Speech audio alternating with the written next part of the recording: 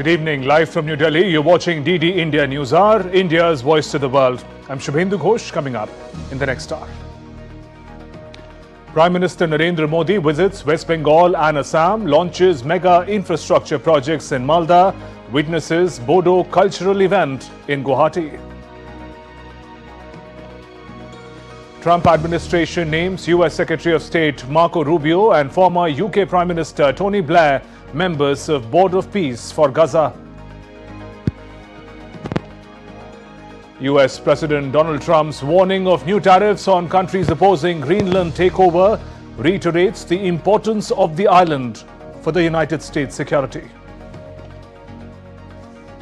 Ukraine's peace negotiators arrive in the US to discuss ceasefire plan with Russia to meet White House envoy Steve Witkoff, Jared Kushner and US Army Secretary.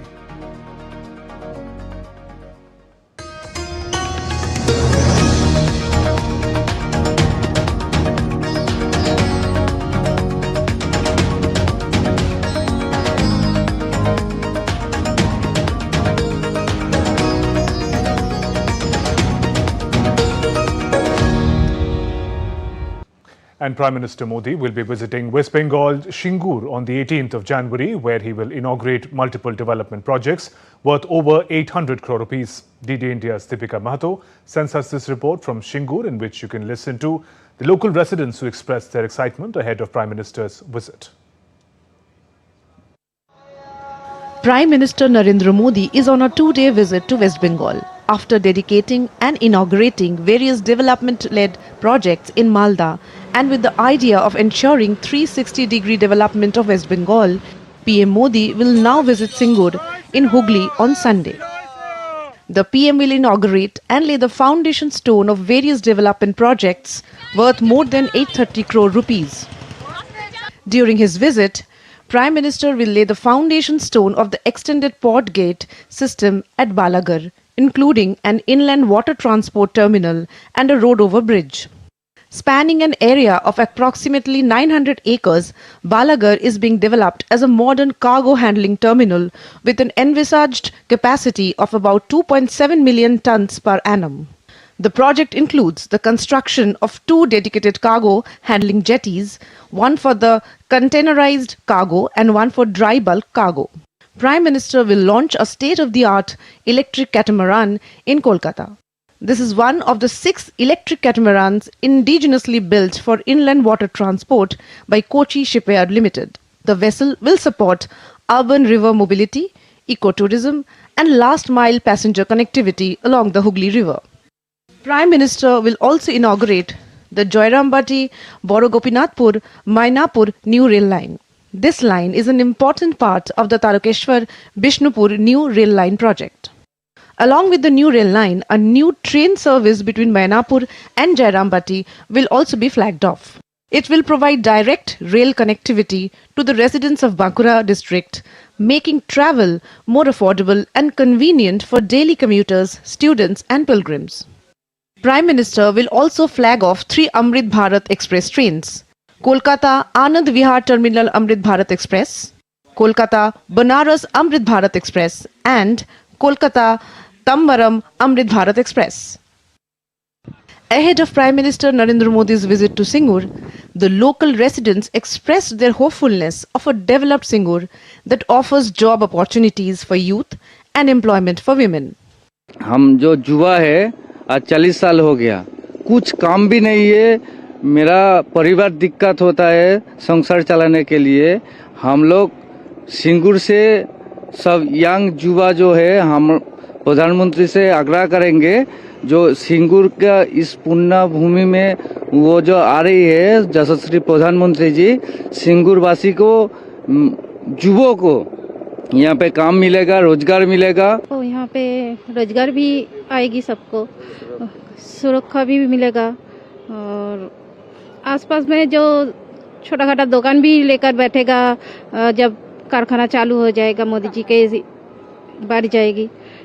With an aim to develop areas like Singur, which have a rich potential of hosting an array of industries, ensuring extended benefits to the local residents as well, the projects will ensure connectivity, employment opportunity and add more strength to India's vision of becoming a developed nation by the year 2047. Prime Minister Narendra Modi's visit to Singur is being seen as a very important step for the development of Singur and especially for the development of West Bengal. People here are expecting more job employment opportunities and better ways to create a better livelihood. And Prime Minister Narendra Modi is all set to lay the foundation stone of projects worth around 830 crore rupees for the people of Singur. With camera person Sunil Rana, this is Deepika reporting for DD India from Singur, West Bengal. Let's turn to international news. US President Donald Trump has warned he could slap tariffs on countries that do not support his Greenland takeover plans. As US Congress members visited Copenhagen to give their backing for Denmark, Europeans too have been showing their backing for Denmark's autonomous Arctic island. Meanwhile, large demonstrations are planned across Denmark and Greenland on Saturday to protest against Trump's territorial ambitions. US President Donald Trump again insisted the United States needed mineral-rich Greenland for its national security, warning that he may put a tariff on countries that oppose his stance. Further, Trump told reporters before departing for Florida on Friday that the US was engaged in discussions with NATO over Greenland. Well, we're going to see NATO has been dealing with us on Greenland. We need Greenland for national security very badly. If we don't have it, we have a big hole in national security, especially when it comes to what we're doing in terms of the Golden Dome and all of the other things. And you saw that with Venezuela. You saw that with the attack on Iran, with the knocking out their nuclear capability potentially. So, yeah, we're talking to NATO. Meanwhile, a bipartisan delegation on a two-day trip to the Danish capital said the US president's long-held territorial ambitions were not shared by the American people. It is important to underscore that when you ask the American people whether or not they think it is a good idea for the United States to acquire Greenland, the vast majority, some 75%, will say, we do not think that that is a good idea. This senator from Alaska does not think it is a good idea. Are there real pressing threats to the security of Greenland from China and Russia? No, not today. Are there real opportunities for us to partner through NATO to contribute to Arctic security? Yes, and if we ask respectfully and plan together, we can achieve that goal. And so there's a lot of rhetoric, but there's not a lot of reality in the current discussion in Washington. Earlier, Trump did not rule out the use of force to take control of the vast autonomous Arctic island, which is a part of the Kingdom of Denmark. For now, Denmark's Joint Arctic Command in Greenland is focused on countering potential Russian activity, not defending against US military threats. I don't see a NATO allied attacking another NATO allied. But of course, if we have Russia attacking Greenland, it is my task to defend it, and I will do that both with Danish troops, but of course within the alliance as well. Danish defence forces have intensified Arctic operations with European allies, though focused on long-distance flying and operating safely in harsh polar conditions. Today we are patrolling on Greenland's east coast with F-35s, supported with French air-to-air refueling aircraft. We are investing in additional F-35s, in long-range munition, in maritime patrol aircraft, in drones, in radar systems, and so on and so forth. Anderson also stressed that the US has been invited to take part in these military exercises in Greenland alongside NATO allies, noting that he had never seen any Russian or Chinese ships near the Arctic island. Amid all this, Greenlanders are putting cautious hope in all-out efforts to contain Trump's designs for their island, as European soldiers arrived in their streets in dozens and US lawmakers visited Denmark on Friday. But experts say Washington is unfazed by Europe's strategic signaling. Large demonstrations are planned across Denmark and Greenland on Saturday to protest against Trump's territorial ambitions. Thousands of people have indicated on social media that they intend to take part in marches and rallies in Copenhagen, Aarhus, Aalborg, Odense and the Greenlandic capital of Nuuk. Tanvi Taneja for DD India. Still to come on DD India Newshour. In Iran, tensions appear to have eased for now, though situation still is volatile. Kurdish authorities in north and northeastern Syria order curfew for the Raqqa region until further notice. In Bangladesh, violence against minorities continues with a Hindu hotelier beaten to death.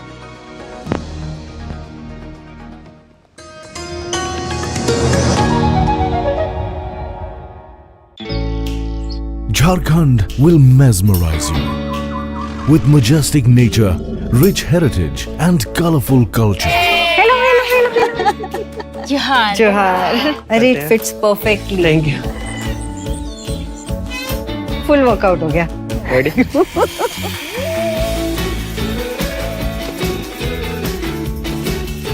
Postcards from Jharkhand on National Geographic.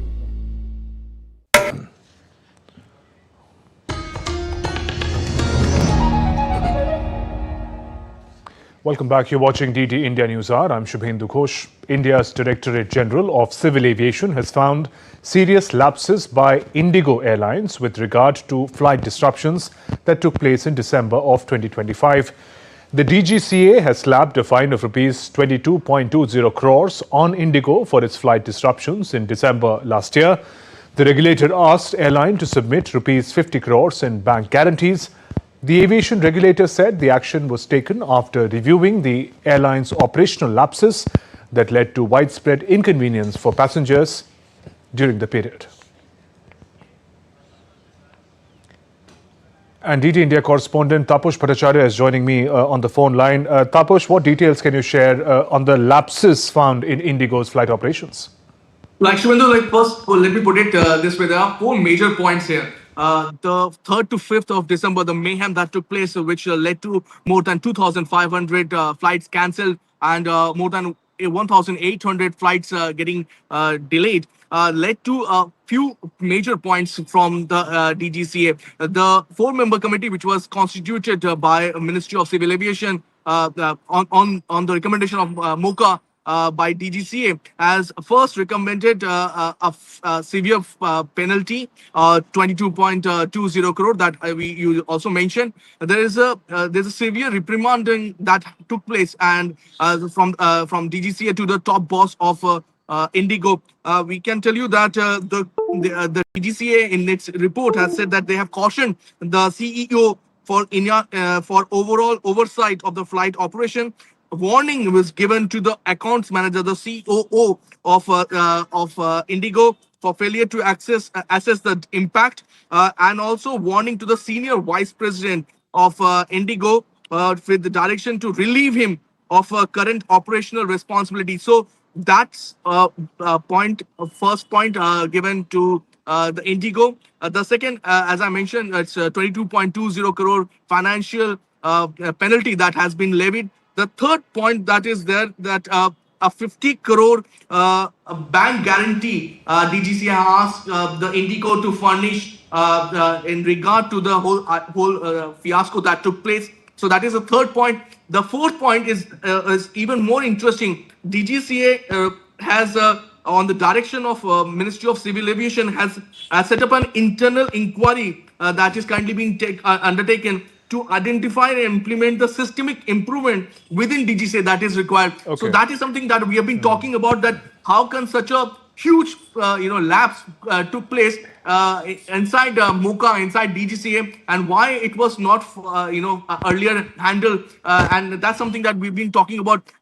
In this particular inquiry, this was established that the FDTL that we've been talking about is a major cause of concern. That's something that IndiGo refused to evaluate, implement in due course of time, and that's where the problem excavated, and that's where something the IndiGo and the top management of IndiGo were held responsible for. So DGCA, MOCA, the government of India has come up with a full-fledged plan. They've imposed a financial penalty, and at the same time have given warning to the top brass of IndiGo to not make sure that this doesn't happen further. And a little more, Tapas, on the implications of this inquiry, the lapses that have been reported and the fines that have been levied on IndiGo, implications for IndiGo's future flight operations and for the passengers. But you have to understand the inquiry also accept the fact that the IndiGo has done a tremendous turnaround. So from the deficiency that they have shown, they have noted that the network which bounced back and started working, in an efficient manner in the next few weeks that we saw. So they noted that, but they also noted the fact that this actually went out of hand before anybody could have actually thought about it. And remember the fact that IndiGo is India's primary carrier. In fact, it has more than 60% of the civil aviation market share. So keeping that in mind, it is imperative that you need a certain level of level playing field. The ministry has been talking about the fact that they need more airlines to come in at the fore. But at the same time, it is also imperative that you have to handle the situation in a manner that it doesn't go out of hand. If you ground IndiGo, then it will, at the end of the day, it will impact the daily operation of the common people. So you have to have a carrot and stick policy, both going towards, and at the same time, they have warned all the top brass that if things go out of hand, there will be repercussion that they have to face. Tapas, thank you for joining us with those updates. Moving on. Nationwide protests in Iran have largely subsided after a violent crackdown that left thousands dead, according to rights group. While authorities blame international parties for the unrest and accuse the US of interference, tensions appear to have eased for now, with the threat of immediate military action receding. Rupa Kumar Jha has filed this report.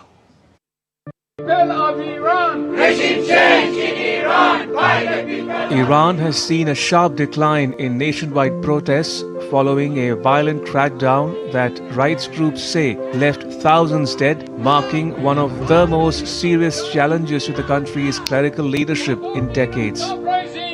According to a US-based group, human rights activists news agency, at least 3,090 people were killed, including 2,885 protesters, as security forces moved to suppress demonstrations. With major cities now largely quiet, Iran has partially restored internet services after an 8-day blackout, though connectivity remains limited.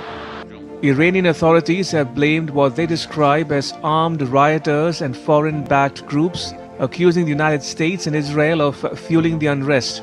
Supreme Leader Ayatollah Ali Khamenei has condemned US involvement, criticizing President Donald Trump for publicly threatening action over the protests.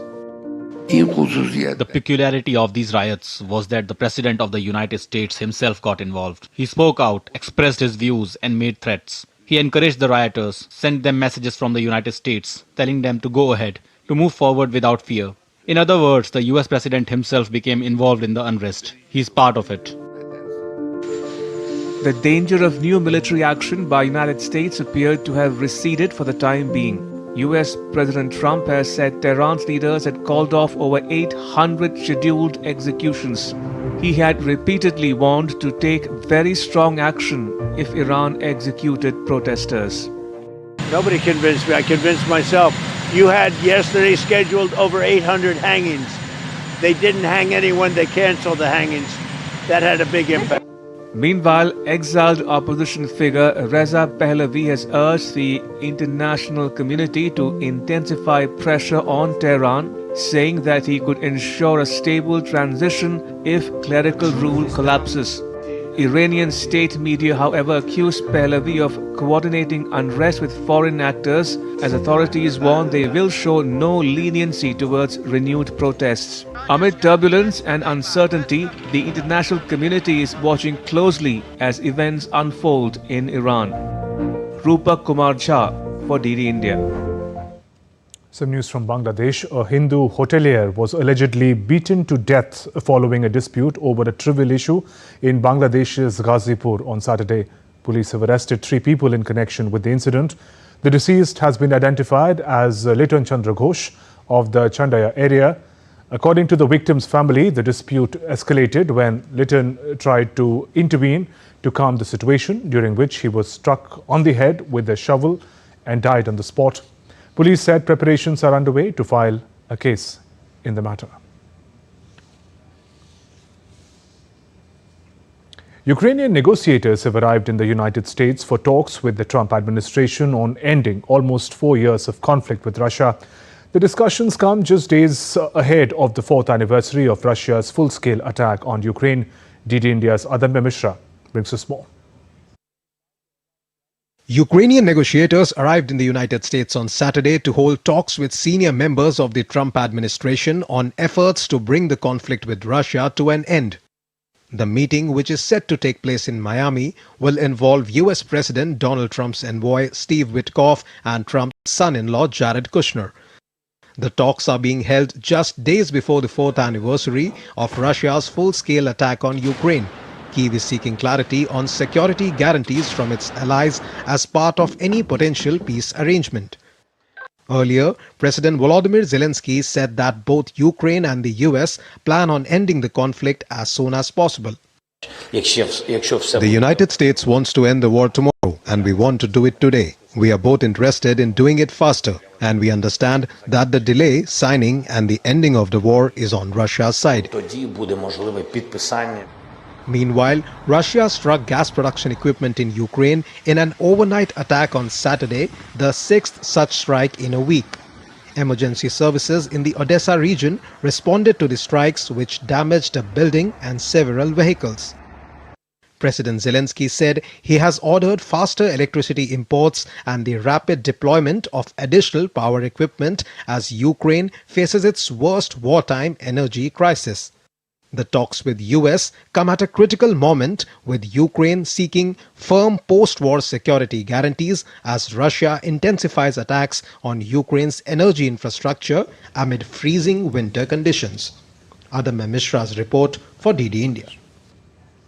Kurdish authorities in north and northeastern Syria on Saturday ordered curfew for the Raqqa region as government forces advance and threaten to bomb sites in the area. After taking control of the territory outside Aleppo city earlier on Saturday, Syria's army said its forces had taken control of swaths of the region east of Aleppo city after Kurdish forces agreed to withdraw following recent clashes. Syria's army also seized the oil fields of Sofia and Taura in northern Syria. The advance comes the day after President Ahmed al-Shara issued a decree declaring Kurdish a national language and granting the minority official recognition. Uganda's President Yoweri Museveni has won a 7th term in the office, securing over 71% of the vote. Simon Mugeni Bakama, chairperson of the Uganda Electoral Commission, officially announced the results, saying the commission declares the elected president candidate Yoweri Kaguta Museveni. Hundreds of German farmers staged a protest in Berlin on Saturday against government's food policies and EU-Mercosur trade deal, citing rising price pressures. Farmers argue that the agreement with the South American bloc would worsen their situation, particularly for livestock producers. The deal, set to be signed in Paraguay in Europe's largest trade accord in 25 years, supporters say it offsets losses from US tariffs and reduces reliance on China, while critics warn it could flood Europe with cheap South American commodities, including beef, and increase deforestation. A thick cloud of smog blanketed Bosnian capital Sarajevo on Saturday, pushing air pollution to dangerous levels. Air Quality Index tracking website showed pollution levels in the city as very unhealthy. Local authorities have said they will step up inspections on domestic heating and street cleaning, cut back industrial operations and adjust school schedules to keep more activities indoors until air quality improves. Let's now take a look at other stories making news around the world. Paintings and memorabilia belonging to former US President Jimmy Carter are up for auction at the Christie's in New York. The selection ranges from oil paintings to campaign-era memorabilia and everyday objects, including peanut-themed scarves, a collection of ties, and a Stetson hat made for President Carter. Breeders showcased their homing pigeons at the British Homing World Show of the Year in Blackpool on Friday. Launched in the year 1973, the Royal Pigeon Racing Association, the event has grown into Europe's largest homing pigeon show, attracting tens and thousands of visitors. Crowds gathered in Amsterdam on Friday to pick around 200,000 free tulips, marking the annual celebration that signals the start of the tulip season in the Netherlands. Organizers say the event celebrates the arrival of spring and showcases Dutch floral heritage, while residents and tourists alike describe the experience as joyful and culturally enriching. Still to come on DD India Newshour. We'll talk about the road to peace and reconstruction in Gaza.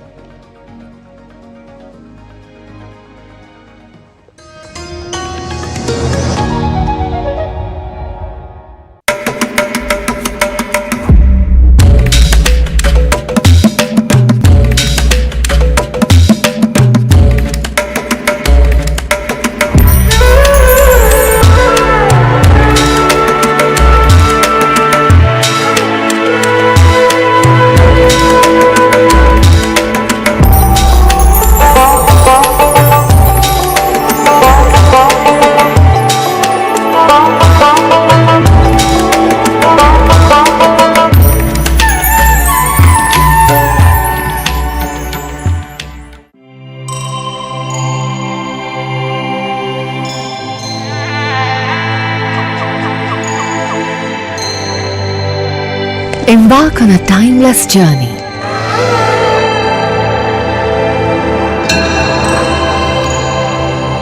Unravel the mysteries of a grandiose era. A treasure trove of royal and sacred complexes, temples, shrines, pillared halls, mandapas, rock-cut memorials and more.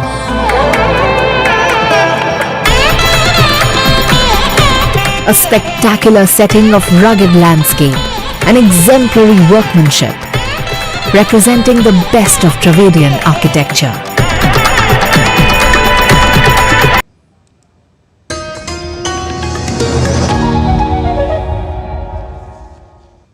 You're watching DD India Newshour. I'm Shubhendu Ghosh. US President Donald Trump's Board of Peace for post-war Gaza reconstruction began to take shape on Saturday, with the leaders of Egypt, Turkey, Argentina and Canada asked to join. The announcements from these leaders came after US President named his Secretary of State Marco Rubio, former British Prime Minister Tony Blair and senior negotiators Jared Kushner and Steve Witkoff to the panel. Trump had already declared himself the chair of the body as he promotes his vision of economic development in Gaza. Dheeraj Das from DD India gets us more.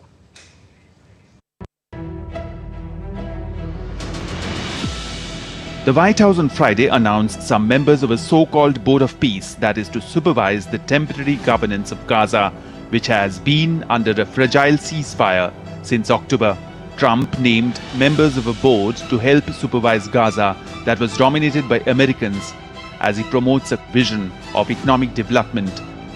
Trump has already declared himself the chair of the Board of Peace and announced its full membership that will include US Secretary of State Marco Rubio, Trump's Special Envoy to West Asia Steve Witkoff, former British Prime Minister Tony Blair and Trump's son-in-law Jared Kushner.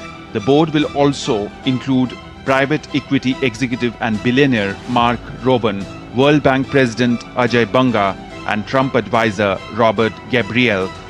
Former British Prime Minister Tony Blair, whose legacy was heavily tarnished by the 2003 war in Iraq, has long been a contentious figure in West Asia.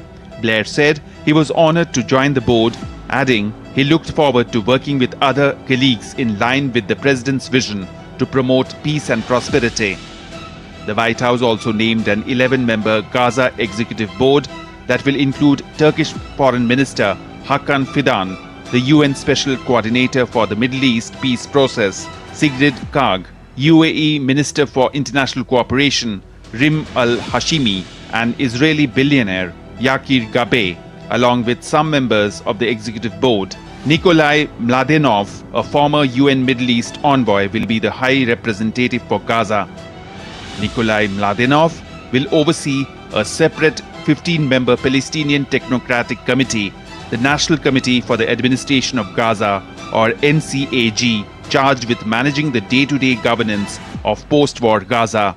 The NCAG will be led by Ali Shat, a former deputy minister in the Palestinian Authority, who will head that new committee. The White House said the Board of Peace will take on issues such as governance capacity building, regional relations, reconstruction, investment attraction, large-scale funding, and capital mobilization. The White House did not detail the responsibilities of each member of the founding executive board. The names do not include any Palestinians. The White House said more members will be announced over the coming weeks. Dheeraj Das's report for DD India. We talk about the developments in Gaza. Joining me is Ambassador Anil Kumar Trigunayat, former senior diplomat. Ambassador Trigunayat, welcome to DD India. First, how significant and difficult is this second phase of Gaza peace plan? Well, it has been quite difficult for President Trump to do, but he has been very consistent and pursuing it. And he himself is chairing this Board of Peace.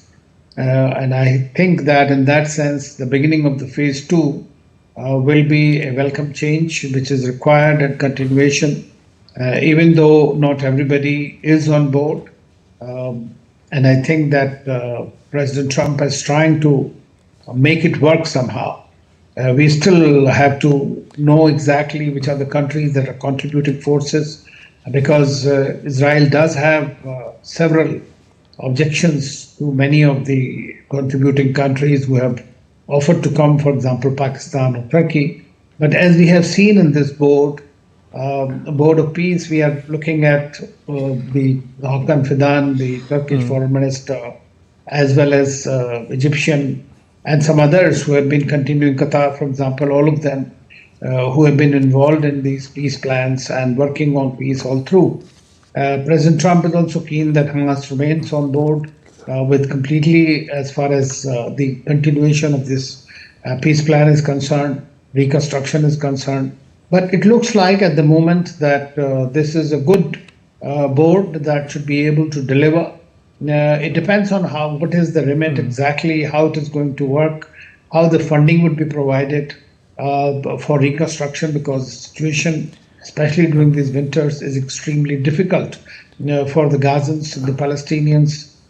So we'll have to see, and whether the Palestinians who make part of this technical committee would also be dependent on how well they are accepted by the Israelis, and the humanitarian assistance continues to pass without any delay or without any encumbrances. Staying with the constitution of the board, Ambassador, given so many foreign leaders are going to be part of this executive and the Board of Peace, how much say is an ordinary Palestinian likely to have? There are already concerns around the presence of someone like Tony Blair as part of the executive group for Gaza peace plan. Yeah, I think that in the beginning, as everybody knows, that Tony Blair, it is actually a Tony Blair's plan, which has been tweaked around a little bit and been brought in. And that is the reason that Tony Blair is a part of this total plan. But we'll have to see that how this will eventually play out and how the Palestinians will take it, or for that matter. Because see, the problem is that it was decided in the beginning itself that the Gazans will not be part of it, Hamas will not be part of it. So you'll have some people from former ministers and others who are well known have been taken on board for the technical council, not on the Board of Peace. So I think in a way what they are looking at is that all the countries that have been involved in the peace discussions all through, and the countries and the organizations as well as the individuals who can perhaps arrange the funding where that is required. For example, World Bank president is there, Ajay Baga. and then you have Macron and several others like that who are multi-billionaires also, who might be able to help in procuring some. Because see, the problem right now is the immediate assistance and then continuing the reconstruction. And reconstruction will require a huge amount of money, and from where it is going to come, and that is the problem. And Israelis are still occupying quite a significant amount. They'll have to withdraw further. Right. And now we'll have to see whether it is done. And then how does the stabilization force actually, when it comes in? Right now they have General Jeffers, who have been appointed as the head of the ISF. But we'll have to see who all constitute that particular force and what is its remit. I mean, how are they going to disband? Right. That point that you mentioned, Ambassador, I want to build on that. One of the key hurdles this second phase of the peace plan must cross is one, the complete disarmament of Hamas, as has been proposed, and also the withdrawal of Israel. I mean, it's said to be occupying a significant portion of Gaza. Some reports say about 50%. Now, given the previous hardline stance that the adversaries have had, how difficult would that be to achieve? Well, I think that recently Netanyahu was there to meet President Trump, and President Trump has been wanting to announce this board of peace during the Christmas or before the Christmas. But it was delayed by about a month now, almost 3 weeks, because of the objections that were there. And similarly, the Hamas has been saying that they will not be completely disarmed, even though they have agreed not to participate in the future or in the political process in the country. But at the same time, they don't want to give up all the arms. Secondly, many of the countries like Turkey and even Pakistan, which was supposed to contribute forces, have clearly said that it will not be possible for them to disarm. I mean, they can't take on the responsibility of fighting them. So all those countries are looking at it as a peacekeeping force, whereas the Board of Peace or President Trump hopes that this force will be able to disarm, which means they might get into some kind of a fight with the Hamas officials, because see, the Hamas is also a disparate group. It is, there are so many of these different groups working in different parts, whatever is left of them. And what will happen to those who are there, whether they'll get a safe exit and all. So those are the questions that I think going forward will be discussed. At the moment, they wanted to constitute this Board of Peace and then try to get the ISF going with whichever countries are ready to provide, and then reconstruction could continue to take place. Likewise, there is only one, the dead body of one of the hostages, Israeli hostages, is still not there, which has held back all this announcement of the Board of Peace and others. But that, I think, now Israelis have agreed to continue. So they'll have to withdraw as per the peace plan, which they themselves had signed. But, you know, there are too many slips between the cup and the lip. Right. And finally, Ambassador, how should India be looking at this governance and reconstruction experiments or attempts in Gaza? Well, I think that for India, anything that helps stabilize the region, especially the whole of Middle East or West Asia, as we call it, is a welcome change. India stands for a two-state solution. India stands for peaceful resolution of the situation. This war has prolonged quite a bit. There have been a lot of suffering and uncertainty and security situation in the region, which at times really threatened to escalate into a very difficult situation even for India. So it's a welcome change, and I think that going forward, perhaps some of the Indian companies will also look for possibility of getting into the reconstruction work. On that note, Ambassador Anil Kumar Trigunath, thank you for joining us on DD India and sharing your perspective. Let's now take a look at other stories making news today.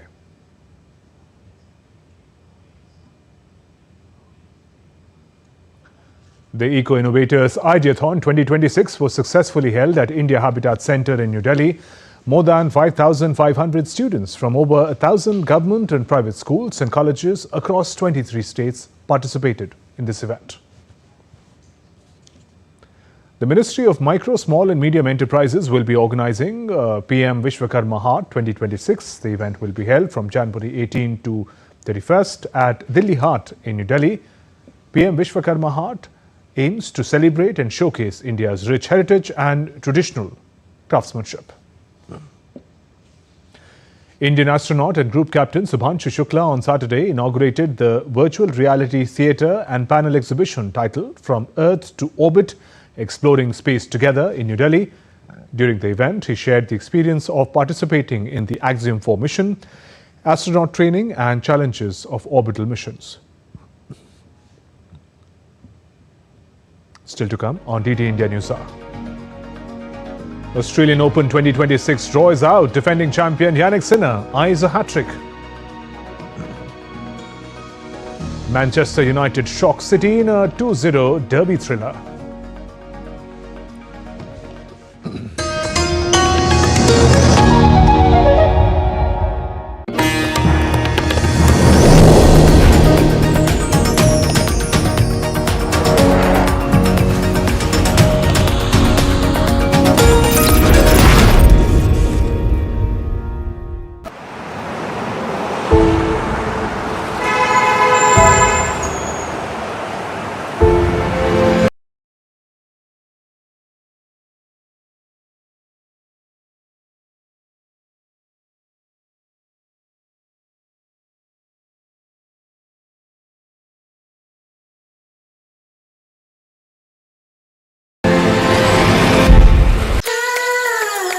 The land of forests, nature's hidden jewel. Jharkhand.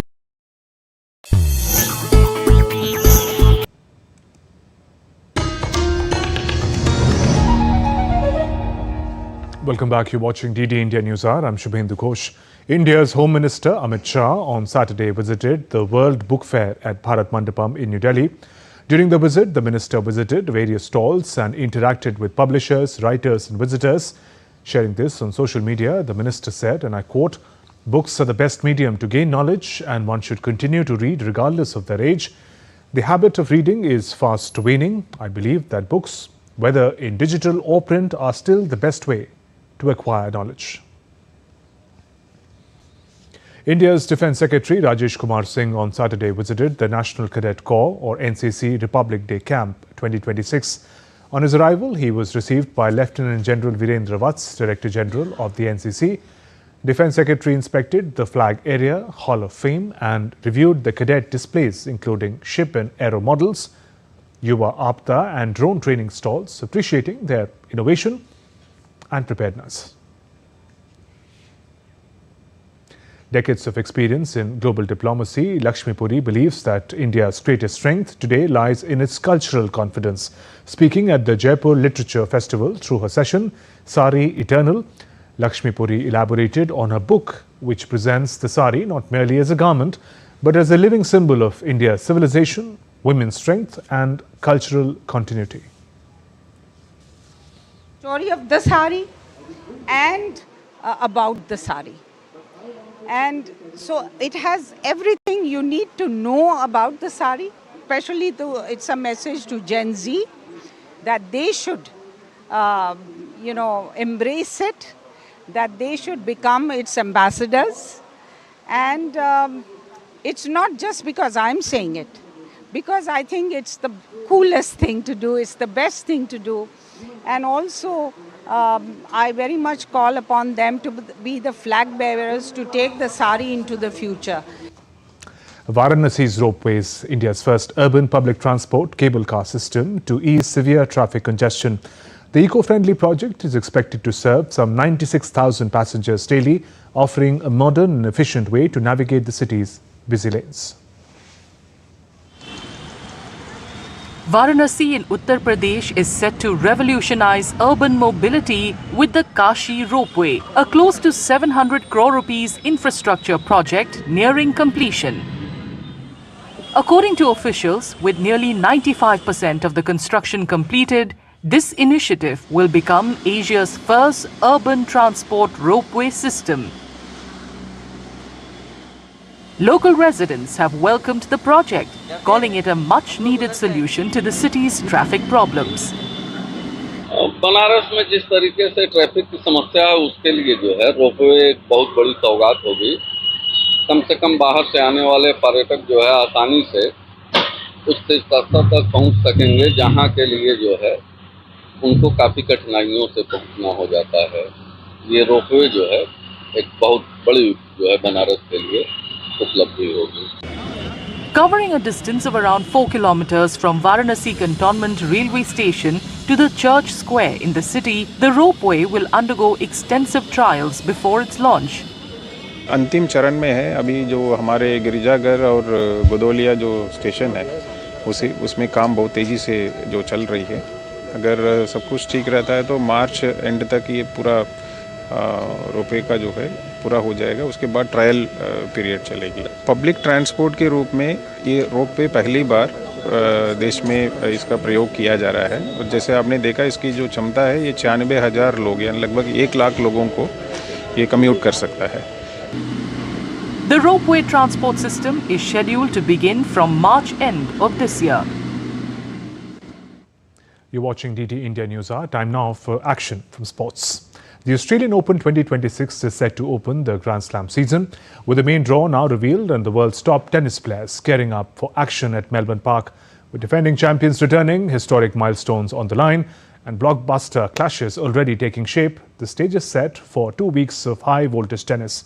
Here's what to expect down under.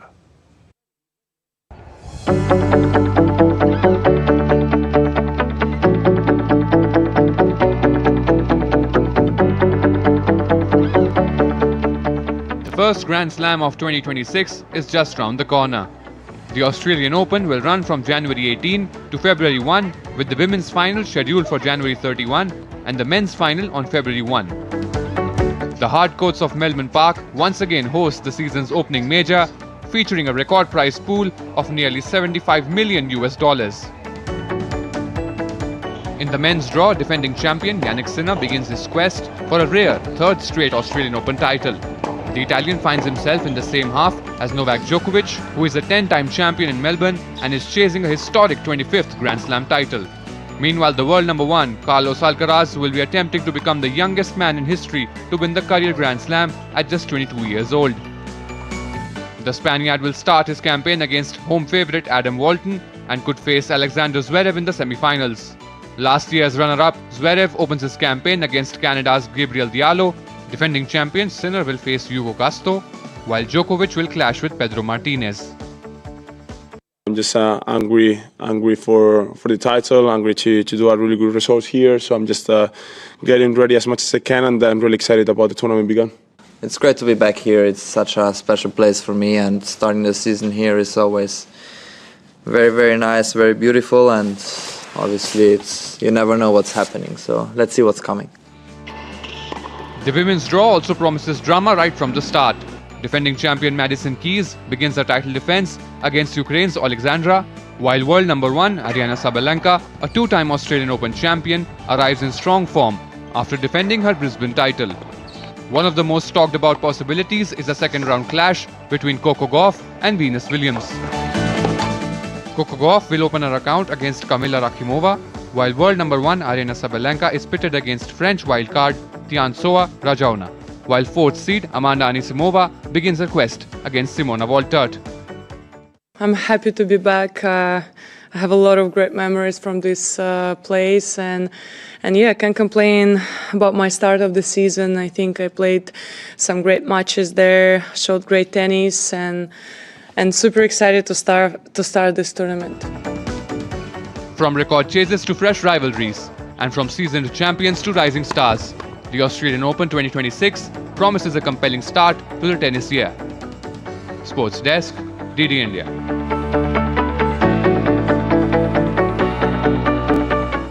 And in a result that defied the form books and delighted the Stretford end, Manchester United secured a clinical 2-0 victory over rivals Manchester City today. In what was Michael Carrick's first game as interim manager, the Red Devils displayed a tactical sharpness that left Pep Guardiola's side looking unusually toothless. Second-half goals from Brian Mabior and Patrick Dogu settled the 198th Manchester derby. While City dominated the possession, United's lightning-fast transitions were the difference. The scoreline could have been wider had VAR not chalked off 3 further United strikes. For City, the loss is a significant blow to their title chase, potentially leaving them 9 points adrift of leaders Arsenal. Indian boxing legend Vijender Singh has achieved a major career milestone after being appointed as member of the Asian Boxing Council. The 2008 Olympic bronze medalist was nominated for the role by the Boxing Federation of India. Vijender, who made history as India's first Olympic boxing medalist, brings 2 decades of experience from both amateur and professional rings to this administrative role. He expressed his gratitude for the responsibility, stating his commitment to growing the sport across Asia with specific focus on supporting Indian athletes. His inclusion is expected to bring an athlete-first approach to regional boxing governance, helping shape the future of the sport for the next generation. A spectacular performance witnessed by Prime Minister Narendra Modi in Assam. He attended the historic Barugumba Dao 2026, a cultural event at Sarosajai Stadium in Guwahati, where some 10,000 Bodo artists from across the state performed the traditional dance in a single synchronized presentation. Inspired by nature, the folk dance symbolizes peace, joy and harmony.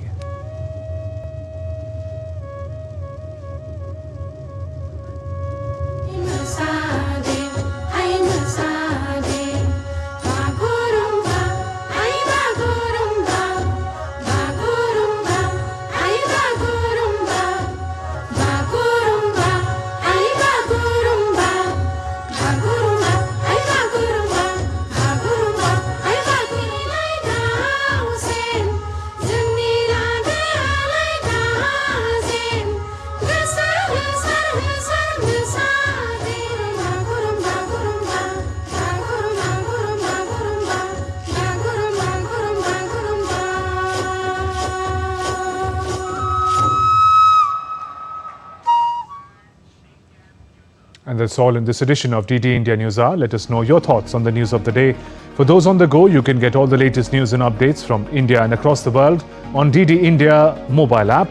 The app is available on both Android and iOS platforms. Scan this QR code on the screen to download now. We'll be back with more news as it breaks here on DD India. I'm Shubhendu Ghosh from all of us here in Delhi. Thanks for watching DD India Newshour. Namaskar.